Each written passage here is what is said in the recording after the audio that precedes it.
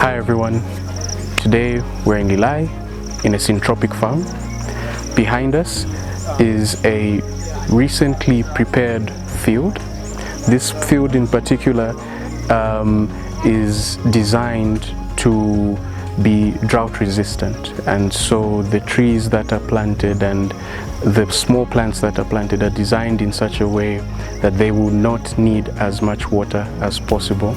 And this will be a good example for anyone who's interested in syntropic farming, interested in seeing how they could integrate trees and small plants and intermediate plants into their fields, and how they could benefit from it, and how you can reduce the amount of water that you're using in your fields, how you can reduce the amount of pesticides, how you can create your own fertilizer with the trees that you plant, and how to manage a system that is syntropic. We're going to have a good day. Keep watching.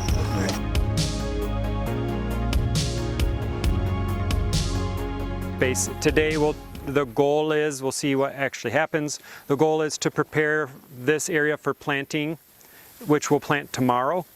And then the goal is to manage some of this area over here. Maybe if we're real lucky, we can manage that whole area between today and tomorrow and plant a new system. And so one of the first and most important things to do is consider the row orientation, so the direction, cardinal direction that you want to plant your trees.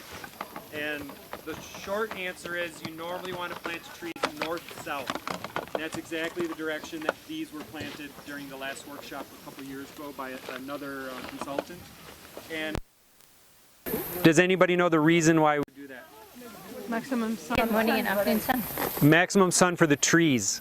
So if you imagine this is your trees start to form like a hedge almost, because we plant them so close together. And if they were oriented east-west for the portions of the day where the sun is lower, the first tree is going to be shading all the rest. And at the end of the day, same thing. So you only have the good sun for all the trees at the top of the day. But if you plant them north-south, this is at least how I visualize it, then that whole wall is getting sun from sun up to sundown. Okay?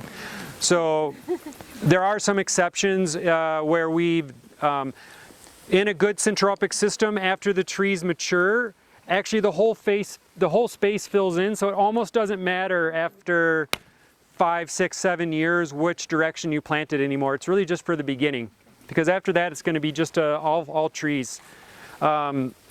So it's not one of those hard and fast rules, and if there's a reason you can't do north and south, then it might be reasonable to consider a different direction. In Haiti, sometimes you saw the mountainous pictures in the presentation, and sometimes we're planting on, it feels like 45-degree slopes, like really steep, and it's impossible to walk up and down, and you have erosion. So in that case, we're planting on contour. Okay? And then for this system, because the intention is to favor the interrow, so not the trees, but we want the sun coming into the lower area, we're going to orient this system in a east-west direction. So then sun's getting down in between the tree lines. Okay? So as you can see, there's no like hard and fast rule. You have to, there's some general guidelines, and you have to kind of know what your goal is, and then design accordingly. So fortunately we had these guys come in and cut yesterday, and now they're clearing. And I have a compass on my phone. You guys can get an app if you don't know that, and you can calibrate it. And we're going to find east-west, and then we have some stakes. We're going to stake out tree lines, and in this case we're going to do them every 4.5 meters. Basically, we're going to be planting trees that will grow back and tolerate a cutting. And so every year we can cut those, use them to mulch, and use them to create fertility and drought resistance. And this is kind of a new area for me, so whenever I'm starting in a new region, I like to try a variety of different trees and kind of experiment, and then over the next few years you see which ones really perform the best. So there's a lot of resources here. We're going to plant in different trees and see what they do. So we have mulberry cuttings, we have a bunch of something called pink cedar, Atrocarpus, I think is the scientific name. What else do we have? We have that timber tree with big leaves. It starts with an N. Talking about Gietzen. What moringa? Nauclea nyaska. It's Nauclea nyaska, something like that. So I'm not really familiar with a lot of these trees, but I asked, for these characteristics. We want trees that'll grow up, so they're not going to go in shade too much. We want trees that will tolerate heavy pruning and come back. We want both trees that are fast growing to get this covered right away, and also longer lived trees. And then we'll thin out those short lived trees later on. Let's see what we have over here.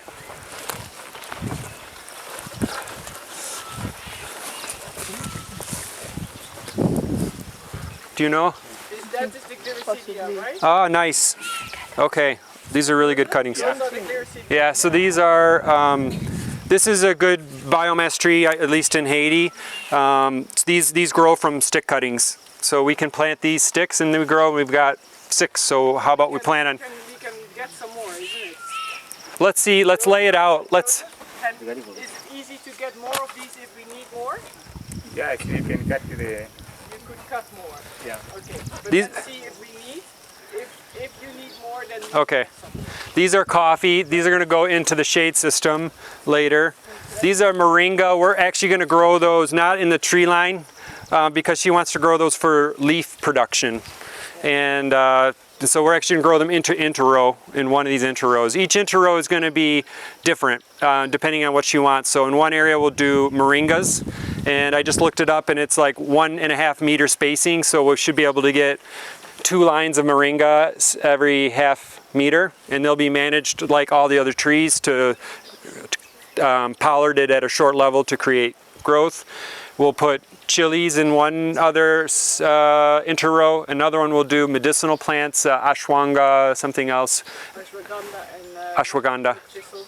Okay, and I don't know the spacing, or how, you probably already know how to arrange it. The milk thistle becomes a plant which is this big, Okay, and the ashwagandha probably similar. so I think the first and most important thing to do is plant the tree line. Yeah. So, okay, let's see, I think we got enough sticks right now to put 1, if you can get more, maybe we plant 2 gliricidia in each line. Okay, so just kind of lay those out, and We need a little bit more of the gliricidia. I'm gonna plant More sticks? way more than we'll need, and I'll thin it down probably to about every 2 meters. There will be, and I didn't have to check how long these were. They're about 5 meters, so we should be able to get, let's see, yeah. If I do 2, there's 2 there. 3, maybe we can plant them maybe in the end we'll have 4 trees, 3 or 4 trees, depending on how big they grow and all. So this tree, does anybody, this is the one I was trying to say the name of, and I was reading about, and the guy who had the seeds of these described it. I think it's going to be a really good biomass tree. It grows super fast, produces really good wood. Look how big the leaves are. So it's going to, and it handles pollarding or cutting really good. So I think this is one for sure that we plan on being a long-term presence here. This one, I think we're kind of guessing. We're not sure. That's, yeah, a local fruit tree basically. Okay. And so maybe I'm gonna just lay them out kind of equally. Let's see. So we have 3 with big bags. Okay. Let's just lay these out kind of. Should we set up timelines? Let's see how this looks. And then also, in addition to all of these, I'm going to plant seeds too. I have some sausage tree and Senna siama. That's the acacia, I think. Is that how you? That one is a sausage tree. Yeah, and I'll have seeds as well too. So usually you create like seeds. Trees grown from seed are normally better quality if they get established for a variety of reasons. Does anybody know some of the reasons for that or why that is true? Taproot Yeah, deeper, better taproot. and diversity. You get greater genetic diversity. Genetic diversity, and it's usually more genetically fitting. So if you plant, 20 seeds, you might only thin to one tree. And I can tell you sometimes you'll get like 3 or 4 little trees that are this big and one that's like that big around and the same age and like 5 times bigger. So you know that tree is gonna perform better. And we've had a situation where we planted trees that are seedlings and a tree from seed outgrows it at like year 3. It just, they can sometimes really jump. So it's good to have some seeds and plant those. So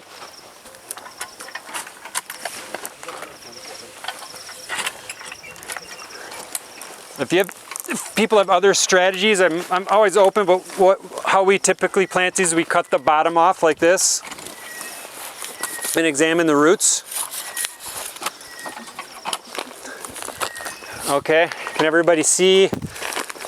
Sometime if the tree has been in the bag too long, the roots will be like all curled up, and it doesn't really grow that well. It's good to actually prune the roots if you encounter that situation.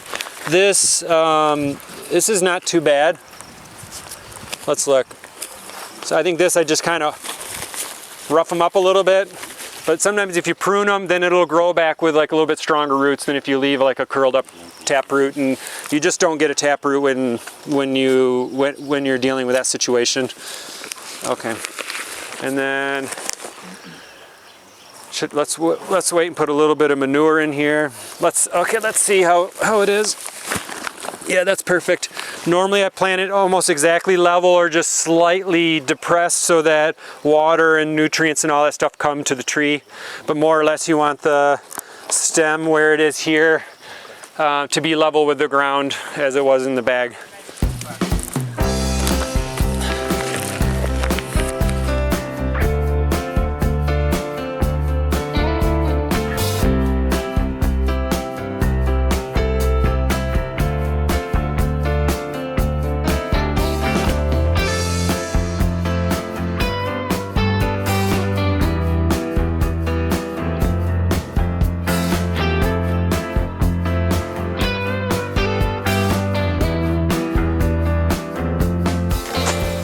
So this, especially if you have to damage the roots a little bit or cut the roots when you plant the seedling, there will be an imbalance in the amount of leaf and root material, and the plant can dry out. It breathes basically from the leaves.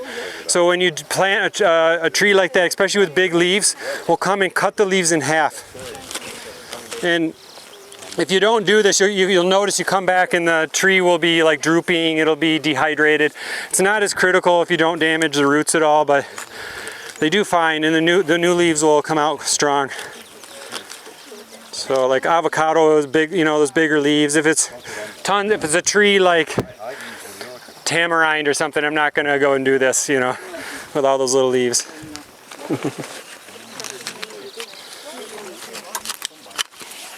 So I think the next step now is if we can start bringing in some of the wood pieces, and we'll start laying them down on both sides.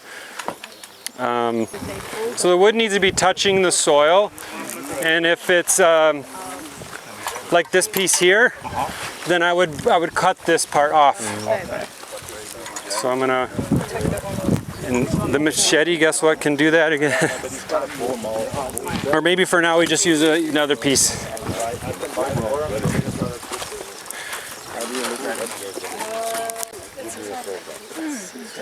And now this stuff. We're gonna create like a double mound. You're not putting seeds in? I'll put the seeds in last. Oh, okay. Yeah, I'll put the seeds in after. I could do that now, I guess. It's probably better after the mulch, because then you sort of... So we usually do it after the mulch because we'll create literally like a 2 centimeter gap, and then if the mulch is like over a seed, well, you'll create a space for the seed. If we come in later, you could potentially cover a seed. But and you don't know exactly where your line's going to be. And then we're going to plant some plants on the outside of the mulch line, but I'll wait to see where that is exactly. And literally you can just use anything to do this process.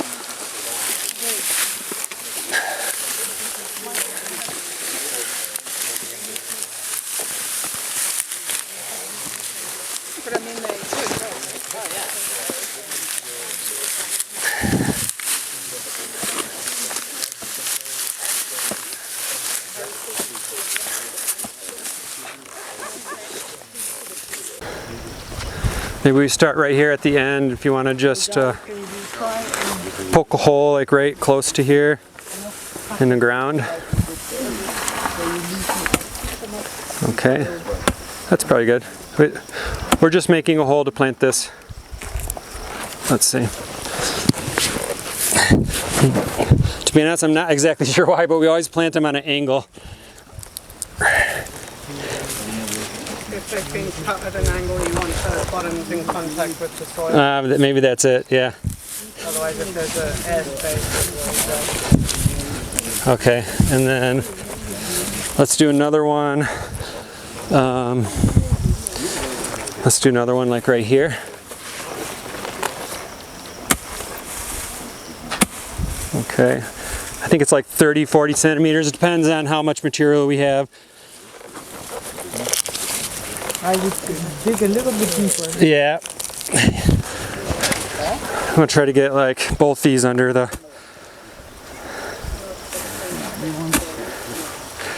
Yeah, I think dig first with that and then poke with the. Not wider, deeper. Okay, let's see. I think that'll be okay. Okay, so if you want to, people want to continue, does anybody want to do the next one? We'll plant like this. I think they could even be a little closer. Yeah. Let's try right here to dig. Yeah. Okay.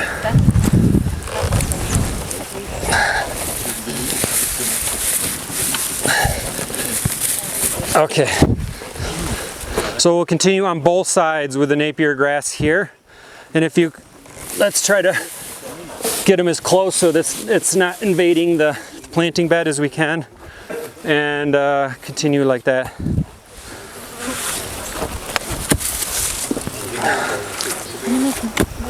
Why don't you plant it horizontal?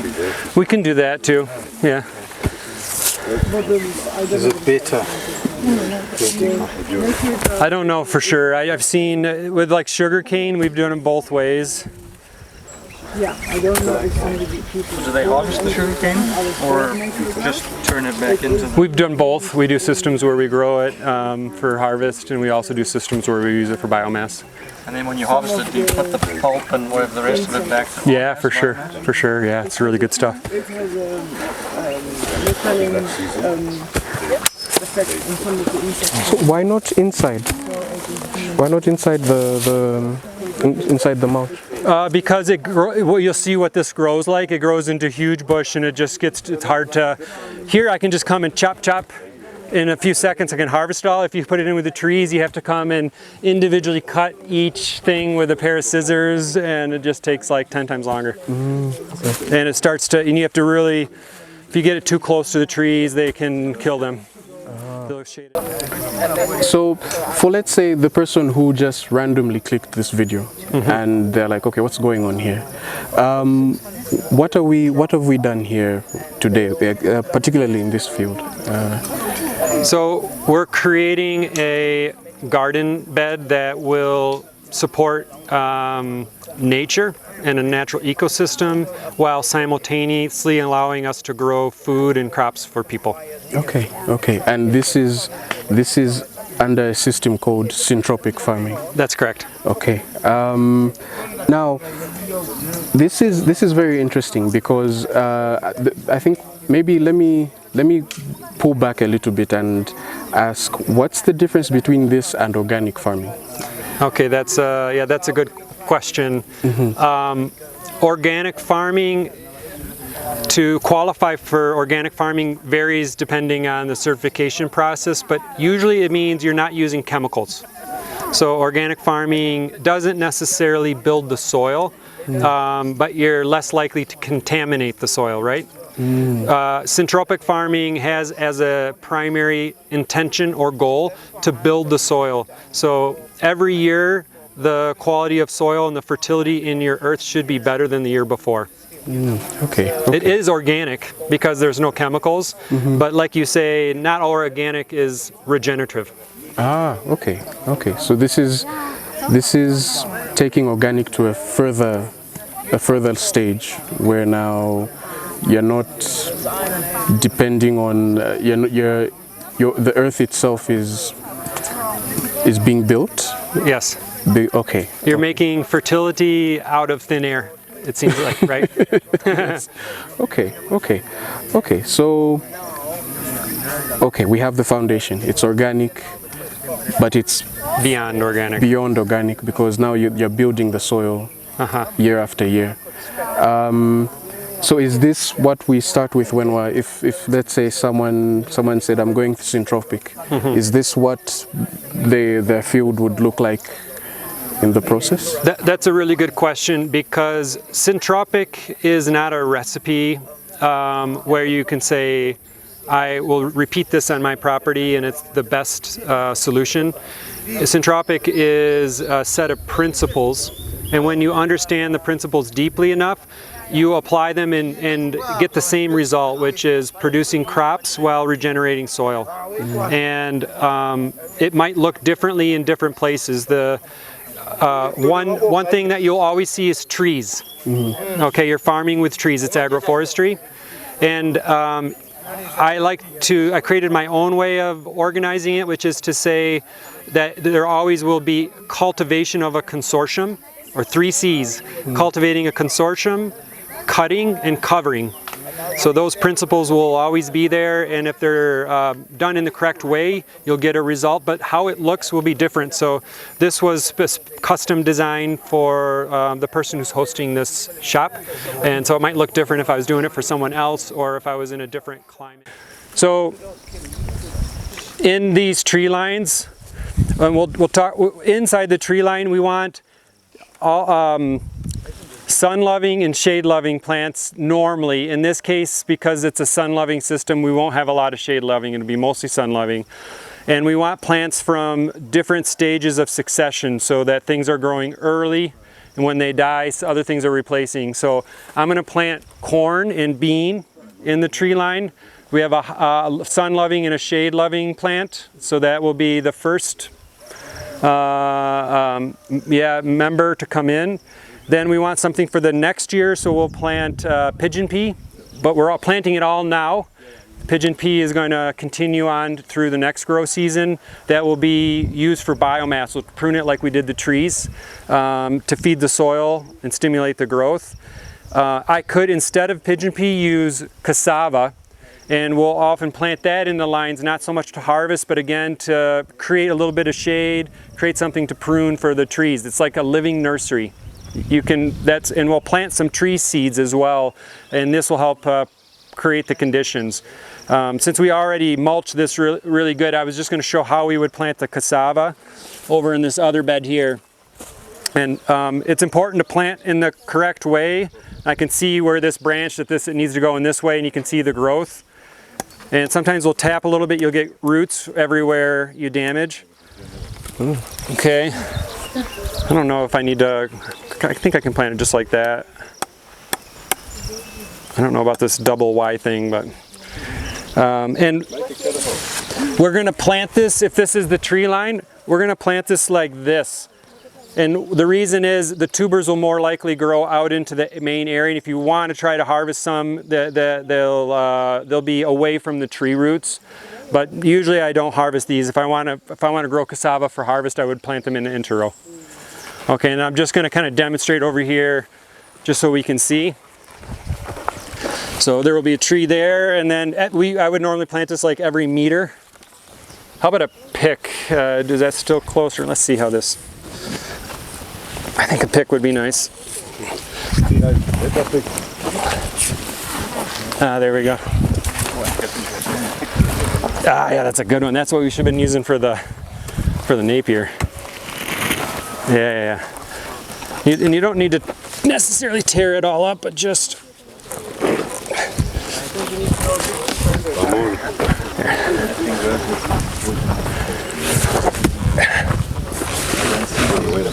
Just trying to create a tunnel, but not lift it.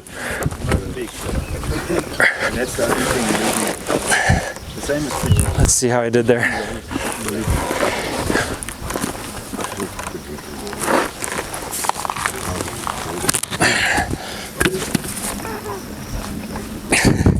You want to try one more time? That might be good enough.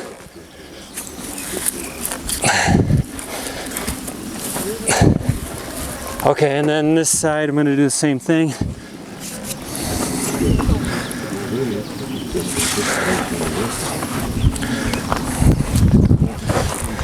So this one's going to be like here.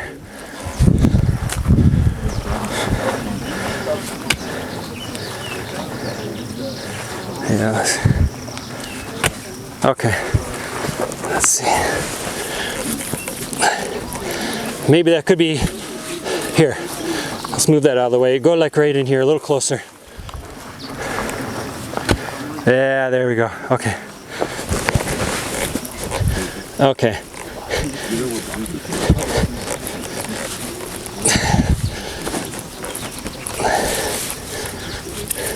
Okay, does everybody get that? So those should root, the tubers hopefully go out of the tree line. And then this is exactly where I would like plant the tree seeds. Right in here. We'll have this every meter. It creates like a living nursery. Regarding the sun-loving system, so it's bare, it's completely bare there. Yeah. Where does the biomass come from initially? That's a good question. Yeah. You have two options if you have a meadow or overgrazed field. If there's really absolutely no way to bring in biomass, you can bring it in. Okay, so you can either, sometimes there's industries in the area that produce this as a waste. In Haiti, there's a sugarcane industry and a vetiver industry. You can get organic, any plant material you can use for mulching, and you can bring it in. Or you can look around and if there's fields or brush, you can go and slash and bring it in. Okay. But I have encountered situations where there's literally nothing to bring in either. So then you have to grow your biomass. So I would determine, depending on the soil quality, what is the best plants that will grow rapidly and produce material. If the soil quality is good, we often use Mombasa or Brachiaria, different grasses.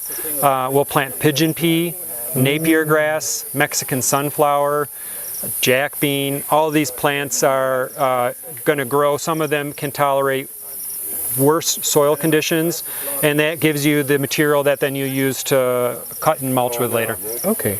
And so is the growth of your syntropic garden dependent on the biomass, or is it more the mix of what you plant? Like, yes. Okay. Definitely living plants. The diversity of the living plants is important because living plants feed the soil life by sweating sugars. So if you just have mulch and organic material and your crop, like mango tree, it's not going to be as valuable as if you also have a tree that you can cut that will feed the soil through what's called a liquid pathway, those sugars. This is a way of replicating the way the nature is operating. We bring it on the farming part as human beings, because when we get to understand how nature operates, it helps us also to learn on how best we can farm. And syntropic farming is one of those that is taking us back to nature, showing us the way on how to go about it. You integrating different species, there is biodiversity, which simply tells you that there is diversification dealing with farming. That really tells you on how you're going to improve the soil, because the moment you improve the soil is going to give you back what you deserve as you continue farming on that land. Okay, who wants to plant some seeds here? Okay. This I'm gonna plant later. Okay, beans. Every like that far apart. Okay. With a 20, 30 centimeters, something like that. 2 hands worth. Yeah. So we're gonna plant them right in this thin line, in where the trees are. Do you understand? Yeah. And you could use a stick or a machete or something like that to dig the hole and drop it. You probably know how to do it. Or you can use your hand. Yeah, yeah. For now. Maybe 2 bean in each hole. Okay. You just drop them in, or you actually putting your hand in and forcing them Yeah, into they the have to be underground. Oh, They have to be covered. I get the good ones, the bad ones Yeah, as well. yeah, Alright. yeah, that's smart. Okay. Are you removing the bad one? Yeah. Yeah, some of those are. These are actually just cooking beans. These aren't. It's just what we could find. This is Lusaka beans. All right. Do you want to plant? Yes. Okay. So the corn goes like every meter, and you can just walk it out, Okay. and it goes in this. So we're talking about this narrow little space right here. You see? I'm gonna dig a hole and plant something right there. Oh, okay. So you're not digging by hand. You're Yeah, with hand. You can do by hand. You can use a stick. You can do whatever you want. okay. But it's soft enough. You can definitely do it by hand. Okay. I think I'll. Yeah, you could do that. You could push that in, lift it up. Yeah. Okay, so these like maybe 2 per hole. Okay. Whoa. And the yields are really good. The yield? This is less for yield. This is to create for the trees. Believe it or not. Oh, really? Yeah. In the yeah. No, please go ahead.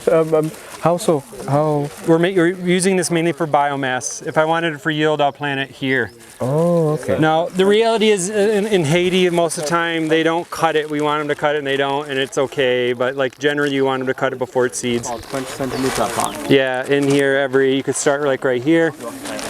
And then plant a bead. If you encounter a tree, then you just go beyond the tree and plant on the other side.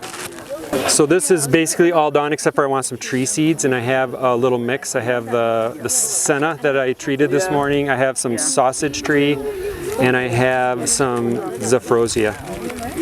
How about we plant those? Yeah. Okay. So we want to break these down probably into, can I do it with my hands? I would like to plant the last seeds in here, and I don't know if I have time to plant all this grass, but maybe we can at least kind of start a little bit in each line so people can see where we're going with it. Let's see what it looks like once I... Is this what you were talking about yesterday? That's the rhizome. Yeah, that's where you could kill all this and it'll come.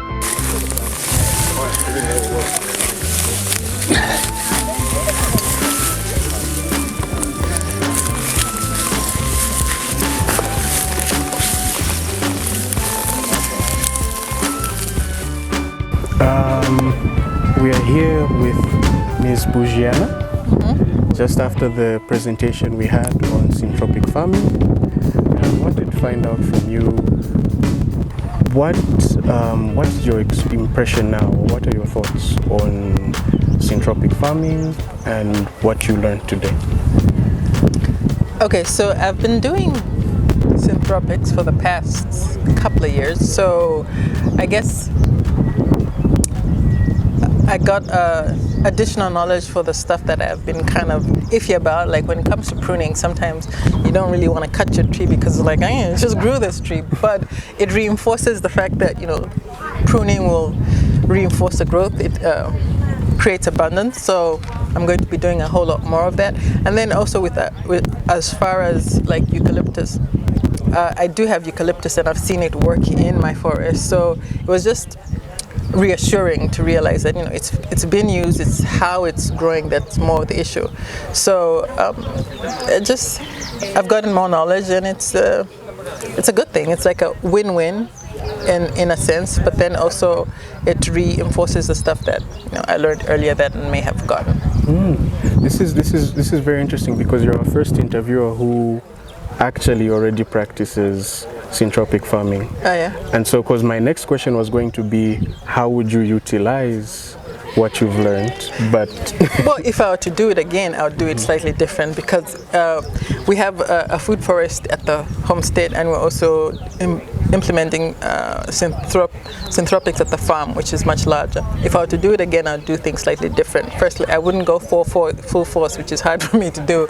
I wouldn't go full force at the farm, but I would go maybe line by line because it's, like you said, it's an endeavor. It's a lot of planting, it's a lot of planning. So sometimes the soil, especially if you're trying to heal your soil, is not at the level that it can take your exotics, so they might not survive. So I'd probably go row by row. I wouldn't do everything at the same time. So I'd just kind of take my time, and maybe if you do that, you're not kind of overwhelmed with how much trees and how much stuff, because it can get pricey because you're planting a lot of trees, and if you're trying to do it even in just 1 hectare, it can be a lot. Maybe go row by row and maybe do cover crops and stuff that as you go along you go with the kind of plan. And then in addition to that, I would say maybe have your permaculture overview of where everything, where you want to put everything before you start doing your planting, because you're not coming back to uproot stuff that you've planted. So if I were to do it again, I would go about it a little differently. But if you look at the before and after pictures, it was looking dry and dead, and it's like a forest right now in my urban food forest. So I'll definitely do it again. I'll just maybe do it a little smarter on a smaller scale at the farm. okay. Yeah. So what we've done today is we've planted 2 lines of trees on either side. And that the goal of those trees is to mimic a forest, which we know brings in fertility and helps prevent disease and resist drought. So we've started what will be a forest that will cut every year to help build the soil. And in the middle we have 2 beds that will allow us to grow whatever crops we want. And we've strategized this in a way that there will always be new things growing to feed the soil.